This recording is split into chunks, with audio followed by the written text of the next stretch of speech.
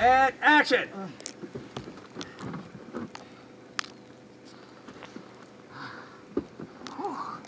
Oh, it was cold out there, y'all. There were a few hours there. I really didn't know for sure. Yeah! Oh, good God almighty! It's good to be alive! For today's trivia, we'll be discussing Quentin Tarantino's latest Western, The Hateful Eight. Just like Free Fire, which we saw earlier in the episode, this one too is almost entirely set in one room. Well, a remote cabin where people seek shelter during a blizzard, to be precise.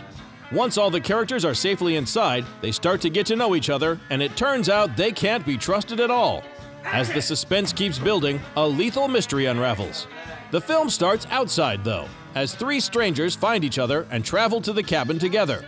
The story bears a lot of resemblance to the 1982 classic The Thing, which was cited by Tarantino as his main source of inspiration.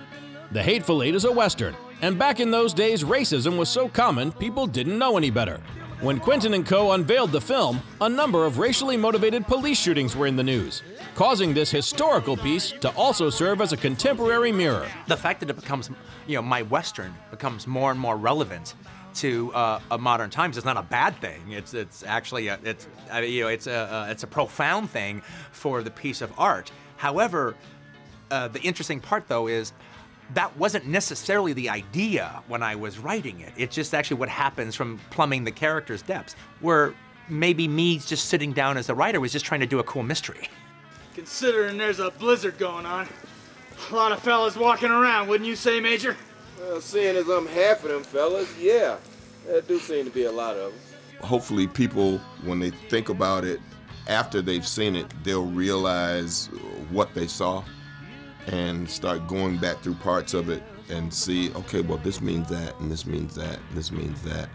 And because of that, then that happened. Oh my God, this is the same thing that's going on like right here, right now. And that's what Quentin does, He entertains you and gets you in this roller coaster of emotions and action and violence and sometimes, a lot of funny lines.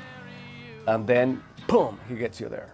The music in the film was composed by the legendary Ennio Morricone. He also collaborated with Quentin on his previous title, Django Unchained, but due to the way his tracks were handled, he swore to never work with the director again. Luckily, he was eventually persuaded after all, and The Hateful Eight won him his first Oscar in an almost 6-decade-long career.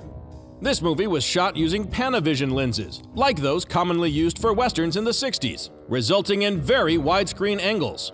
Regular theaters can't show this format anymore, but Tarantino fought hard to get 50 cinemas the right projectors so they could show the film as it was intended to be watched.